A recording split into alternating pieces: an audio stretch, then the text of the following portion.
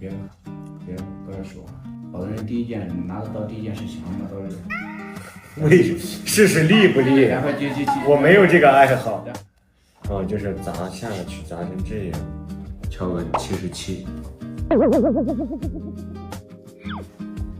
喜欢这种，但有点太久了。其实已经很接近了。开个这个就可以了。确实是需要对刀的结构有一定了解。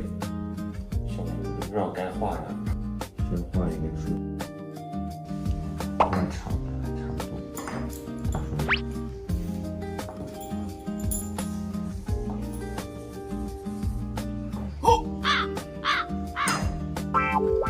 完全画反了，应该在这里面，这里这边要尖一点，这道线，这韧性。哎，现在也就是画一画看一会儿。反正具体磨的时候再看。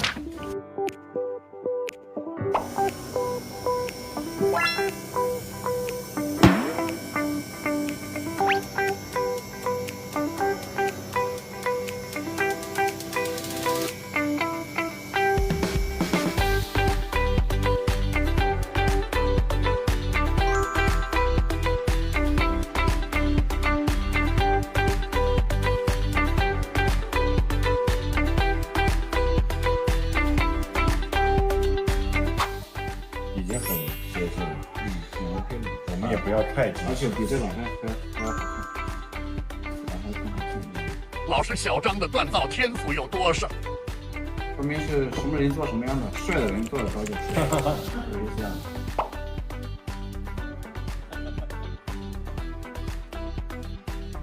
找这条线呢是比较关键的，找不了太直了，这地方也找歪了就歪了，歪，这是一根歪了的线。对。调两下看，我先得开头啊。很好。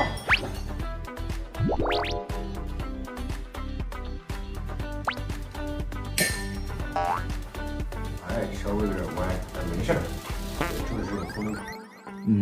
往回调一点，我会再多来一点。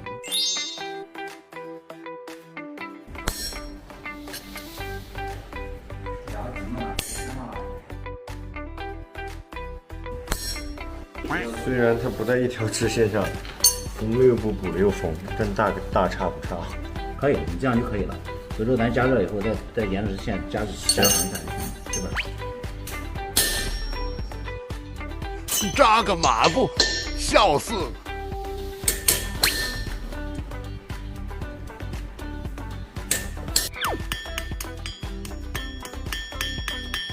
好，然后我帮你夹着它，你用它来打。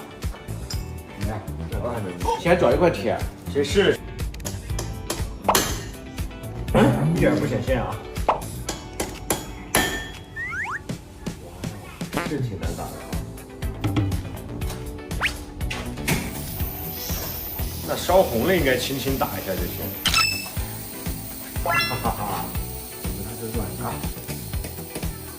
好，一锤没打上，不要紧，再往上捏一下，再往上捏，再往上。